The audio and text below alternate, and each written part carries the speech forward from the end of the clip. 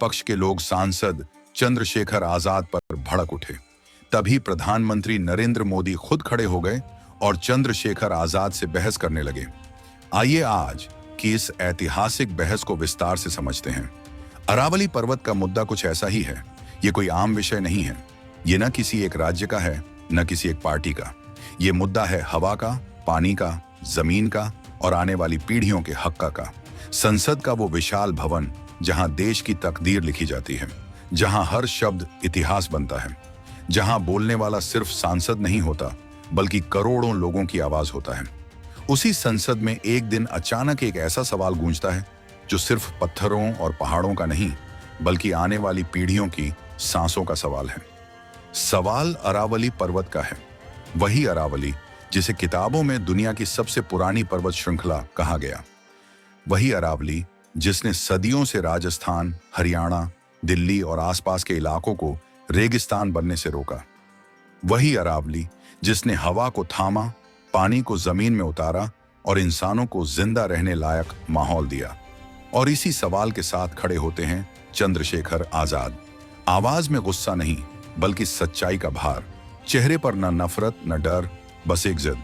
जवाब चाहिए। चंद्रशेखर आजाद खड़े होते हैं और कहना शुरू करते हैं, माननीय अध्यक्ष महोदय, मेरा सवाल किसी व्यक्ति से नहीं, सरकार से है। और मेरा सवाल भावनाओं पर नहीं, तथ्यों पर आधारित है।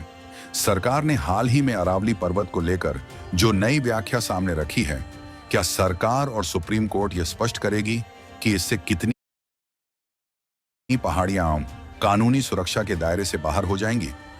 सच्चाई तो यह है कि इससे 90% से अधिक पहाड़ियां कानूनी सुरक्षा से बाहर हो जाएंगी। चंद्रशेखर ने अपने अनोखे, निडर और बेबाक अंदाज में कहा, मैं अरावली पर्वत की इस नई कानूनी परिभाषा का घोर विरोध करता हूं। सदन में हलचल मच गई।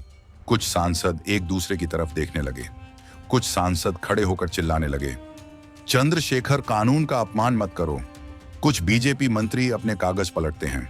सरकार की तरफ से प्रधानमंत्री नरेंद्र मोदी खुद खड़े हो जाते हैं और कहते हैं, माननीय सदस्य चंद्रशेखर आजाद द्वारा उठाया गया प्रश्न महत्वपूर्ण है, लेकिन सरकार यह स्पष्ट करना चाहती है कि अरावली क्षेत्र की सुरक्षा से कोई समझौता नहीं किया गया है।